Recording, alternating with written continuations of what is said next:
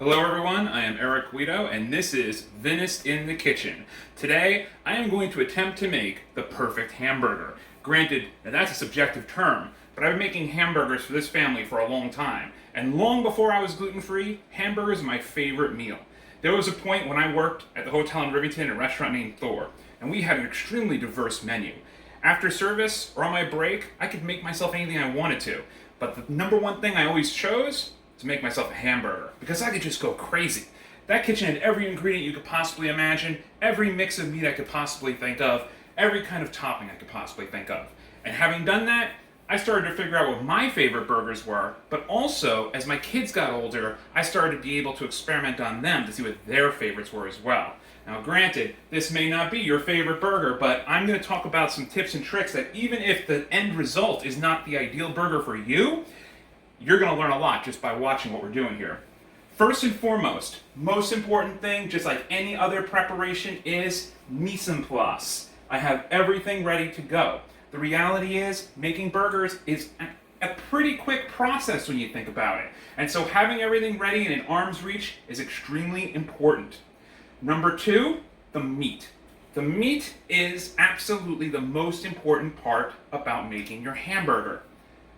First lesson of making the perfect hamburger that applies to however you prefer your burgers is the meat. Think of it like a steak. Don't think of it like a hamburger. Because the fact is that this is where all your flavor is really coming from. Now, if you're one of these people that just pile on all the toppings, that's fine. My family, almost everyone loves cheeseburgers in some way, shape, or form. But what I want is that burger, I want the flavor to come through. So first and foremost, if you're looking for a meat mixture and you're at a supermarket or you're at your average deli, look for chuck, 85%. You want that 15% fat. That fat cooks out and leaves flavor. If you have a butcher that you trust to really help you with whatever your desires are for mixing things up, you can actually ask them to make you a blend. I like to ask for a blend of chuck and sirloin, usually about 60-40. That's if I'm at a butcher. However, I also like to grind my own meat. And the fact is that that quality butcher, if you're asking for that meat at the moment, they should be grinding it right then and there. Because anytime you make a burger, your meat should be ground right before you make that burger. That's when you're going to get all the flavor. And so, if you are really a burger enthusiast, it's great to invest in your own grinder. Now, this is an attachment that fits right onto my KitchenAid. I would like to think of this as the absolute ultimate gift you could possibly get for a burger lover. Not cheap, but if you're going to be getting into burgers and experimenting your own mixtures of meat, this is a must-have. Also, while this mixture right here happens to be that similar chuck and sirloin mix I talked about, what I love adding in, and I would never do this to someone if they didn't know in the first place, is I like to add in a little bit of lamb. So if I have lamb meat, I'll do maybe 60% chuck to 40% lamb. You want to talk about flavor? That's flavor. So speaking of flavor, let's talk about what the average person will add to a hamburger to really soup it up. Now, I've seen people add onions in the middle and such, and I'm really not a big fan of that kind of thing. I'm really a simple guy. I like to taste the meat. But I can tell you that if you're looking for the all-around ultimate way to please the average person coming to your house for a barbecue or burgers off of your grill and the stovetop, Worcestershire sauce. I mean, this is as classic as it possibly can get. Basically, I would just put a few drops in here. When I mix it up and firm up my burgers, ultimate flavor enhancer. Another secret ingredient, and this actually came to me from a chef who had a number of restaurants around the country, and in almost all of their burger recipes, they were using magic mushroom powder. Instant umami. I know I've talked about this in past episodes as well. You really do need to check this stuff out. It's amazing the flavor it brings. Me? I like salt and pepper. Like I said, I think of my burger like a steak. I want to taste the meat. Salt brings out more flavor. Pepper, a little bit of spice. Keep in mind that you just saw me season this before I formed it up. Now, I formed up 2 of these already just for the movie magic aspect of our video here, so you didn't have to watch me basically forming up hamburgers. But when you grind your own meat, I'm sure you've seen in certain delis or from butchers where they'll actually use a utensil, they'll form up their meat in something that'll shape the burger, and then they'll use a piece to push it down and flatten it. You actually don't want to do that. You don't want to over compress the patty. Now these patties are about 8 ounces each. That's usually what I like to do for the average person. However, myself being gluten-free, and since I am not going to be having a bun, I'll usually give myself about 10 ounces. Keep in mind, for me, this is the steak. This is like the whole meal. Do keep in mind as well that it's going to cook a little longer. It's going to need to. Which is another important factor when making burgers for people. Ask them their preference for doneness. And we're going to talk about that in just a minute. I have a little bit more I'm going to form up, not necessarily for a show here, but to have on the side, because the reality is that if I cook this one up as well, I'm going to make some kids very happy when they get snackish, maybe tomorrow. Leave that there for now. Turning our attention back here. So again, ingredients that I'm going to use, salt and pepper. I'm going to put a little bit of oil on the burger itself. Again, I think of this like making a steak.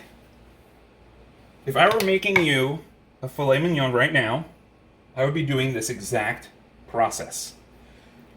Also, this meat has been brought to room temperature. I took the cuts out about an hour ago before grinding them. Room temperature is important.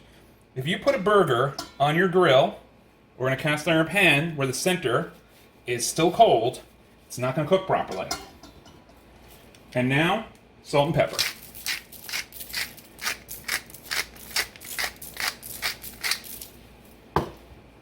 There are 2 places I like to cook hamburgers. One is a grill, the other is a cast iron pan. Today, we're going to go for the grill. We're going to try to get those sexy crosshair marks that everybody loves when they see a burger. Going right to the grill.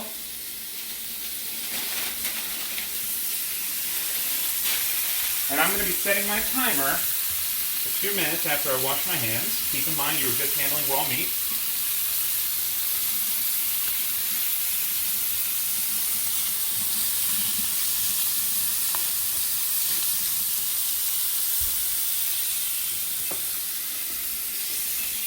I also have in here my broiler going, because when it comes to those toppings we were talking about, one of the things I love doing, and no one in this house disagrees, is I love to put some onions under the broiler. So instead of giving someone a raw onion on top of their burger, I'm going to give them one that's been basically fire roasted. Use olive oil for this. I'm using grapeseed oil. I find that grapeseed oil is just a little more of a neutral flavor. Again, salt.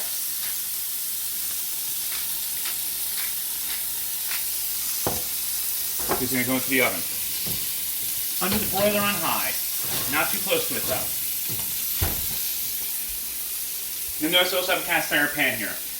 So I had said that I like to use both grills and cast iron. Personally, I like cast iron more than the grill, unless I'm using a barbecue. The reason for that is that there's more surface ratio to the actual meat to get a nice, really hearty crust when you do it on a cast iron pan. The grill gives you the crosshair marks. But let's also keep in mind that if you are going to be making cheeseburgers like my family loves, they're not even going to see the crosshair marks. Doesn't matter though. In the end, they're going to be beautiful. Personally, I would just do them straight in the cast iron pan. But you notice that this cast iron pan is still here, and there's a reason for that. In almost any restaurant you go to, they're going to finish your burger in an oven, and that's exactly what we're going to do with this. They would usually use a sizzle platter, small oval-shaped platter. In fact, it looks a lot like this little cast iron pan. And if I was making myself one burger, I'd probably be using this right now. But since we have multiples, I'm going with that. There's a reason for this. First and foremost is that once we flip these, which we're about to do, by the way, so before I finish that thought, 2 minutes are up. We're just rotating them. Little rotation.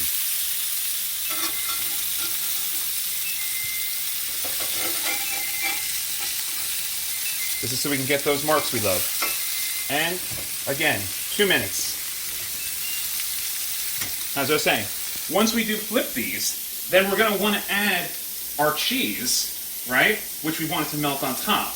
But also, if you cook them on the grill like this and you get those crosshair marks and they're perfect, a lot of cases, if someone likes their burger cooked beyond, say, medium rare, it's not going to get there just on this grill by itself. And you're going to need to move that burger to an oven at some point to finish it. So while we have a minute, let's talk about doneness, because that's something that we're going to experiment with here in a little while.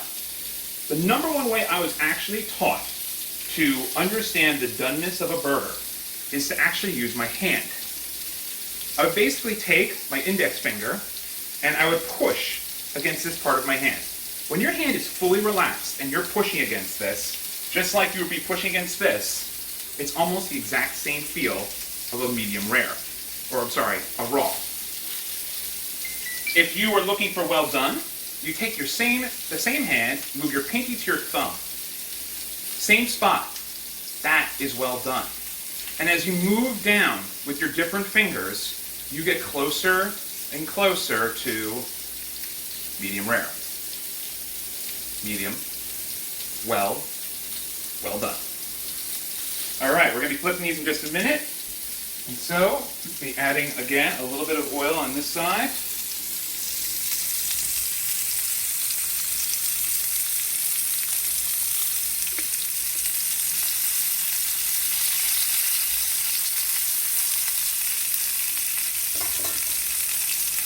Salt and pepper.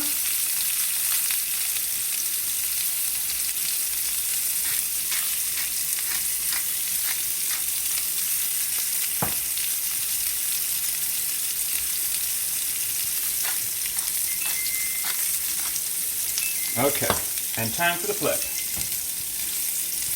Let's see what we got here.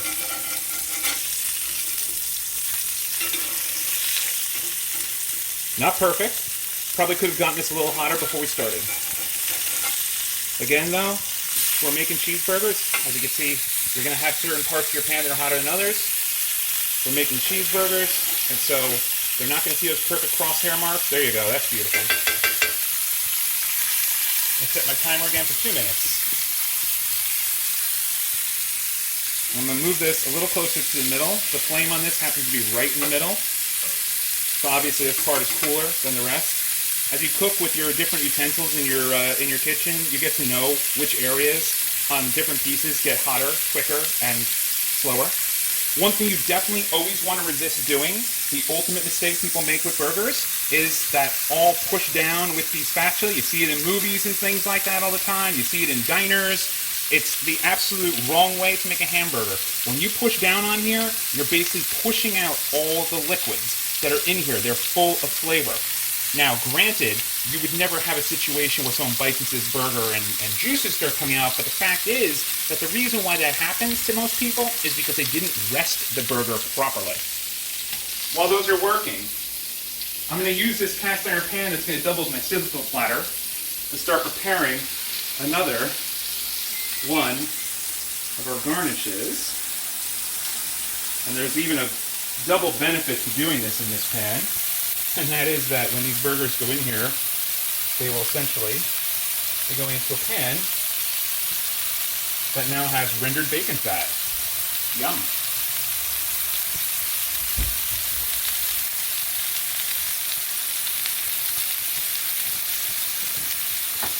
Check on my onions. They're doing their thing. You get a plate for the bacon when it's done. Burgers are almost ready to flip again.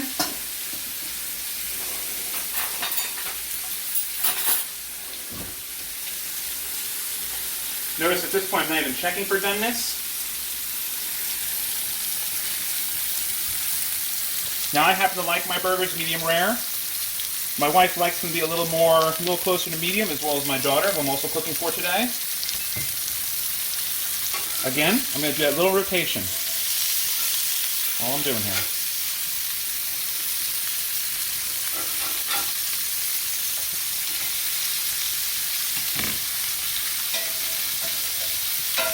Put some bacon.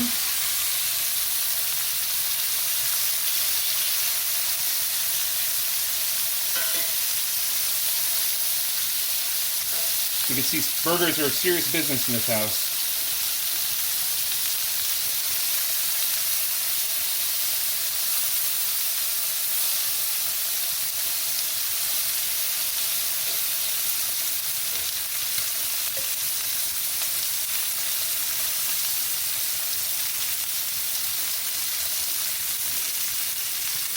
Got to set my timer. I'm just going to give it a minute. Okay, that's working. And then we're all set up here with all of our fixings. We're going to take a really quick break. I'll be right back. Okay, we're back. And we are just about ready now. We're going to take our bacon out of the pan here. It is perfect. And we're going to let that rest.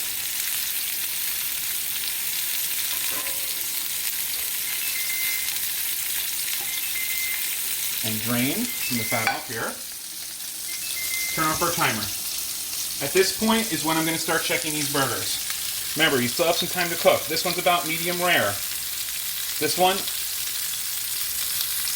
almost medium, so this one's pretty much perfect for my daughter. I have the heat turned off on this pan, be aware. And then mine is also just turned medium rare.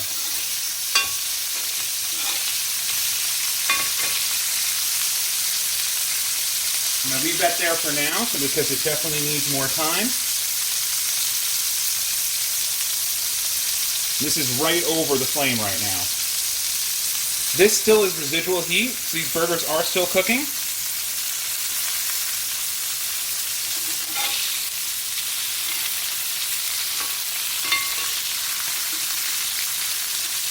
Don't worry if this separates here on this. It's going to come back together, especially when we put it into the broiler and we have the cheese.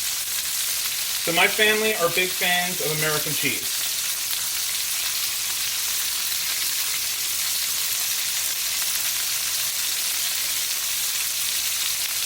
I, for one, am more of a blue cheese fan, which is when I do finally use this piece to add the cheese to the top of my burger so it doesn't fall off into the pan.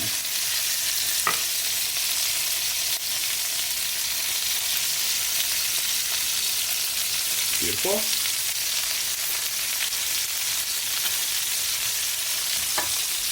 Go in here now. This can go off. Be aware, this is hot. And this cast iron pan is going to be hot as well.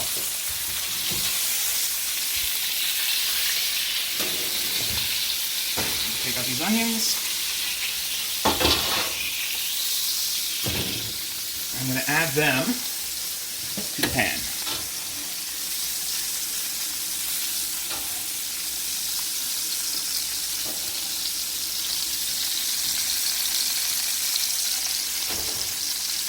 The flavor of these onions is going to be amazing. I remember as a kid, I would go to White Castle when White Castle was a very different place than it is today. And I would watch them making burgers right there in front of me with onions and everything. Absolutely amazing. Okay, let's talk really quickly about wine pairings. Those are going to need to be in there for a minute, and so we have some time here. Okay, we're talking burgers. We're talking big, big flavor here. There are so many different ways that you can go. I, for one, love, absolutely love, New World Cabernet Sauvignon. Cabernet Sauvignon, specifically domestic, because that extra little bit of fruit ripeness pairs perfectly with a hamburger. Absolutely love it. Another, if we want to go domestic, Zinfandel. A red Zin would be great. I don't have one right now, so I'm going to go for the next best thing. Primitivo. Southern Italy, grape variety, extreme similarities to Zinfandel. In fact, for the longest time, everybody thought that they were basically the same grape with two different names. I believe since then they've genetically disproved that, but same characteristics. And then another favorite of mine, Priorat. I absolutely love Priorat with hamburgers. The spicy, intense dark fruit here, absolutely amazing. You want to look for a producer that does not rely too heavily on oak. That's extremely important. But the good news is, in Priorat, most producers are really pulling away from using oak. Let's check on these burgers. Okay.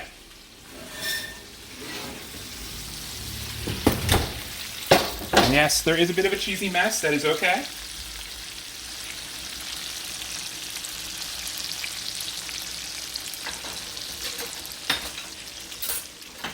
So for the daughter, who is having a hamburger, bun and all,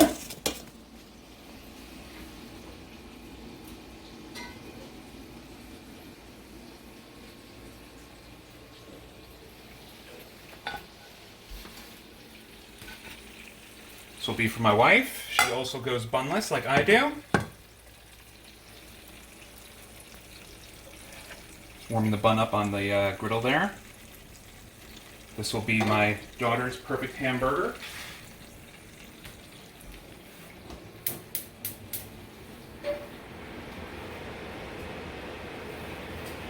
And then my blue cheeseburger. Now I'm putting these over to the side here, guys, because with these two, they're pretty much done.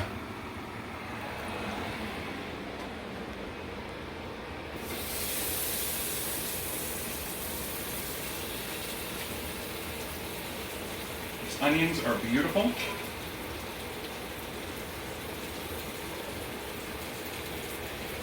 Okay. So, when making a burger for someone, a couple things to think about, okay? You're going to notice almost every time you go to a restaurant that your burger is going to have lettuce and tomato. And I notice that most people don't actually eat the lettuce and tomato. There's a reason why they don't put the bun on top with the lettuce and the tomato, and that is that they realize most people are going to eat it, but for the people that do, it is an important condiment to have. The reason is that it's a perfect palate cleanser. So what I'm going to do here is I am going to give her some of these perfectly roasted onions on the side.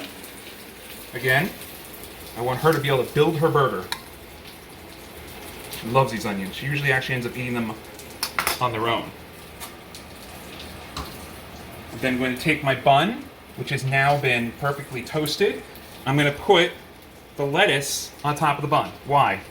Because the tomato has a lot of juice, and what I don't want is for the juice from the tomato to saturate the bun.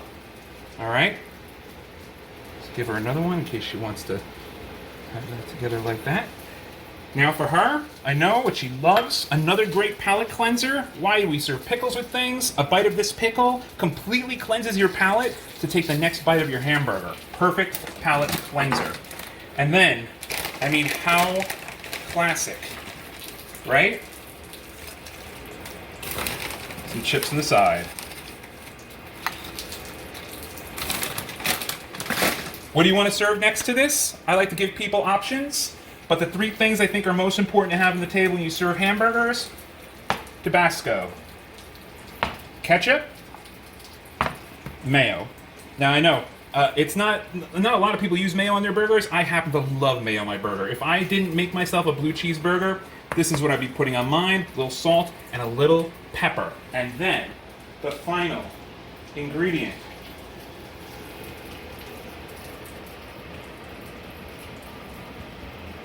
Bacon. This is going to be one heck of a happy kid. And that's it, guys. This is my perfect burger for my perfect daughter. Thanks again for joining me. I'm going to go make this kid really happy, and I'll see you next time at Vinous in the Kitchen.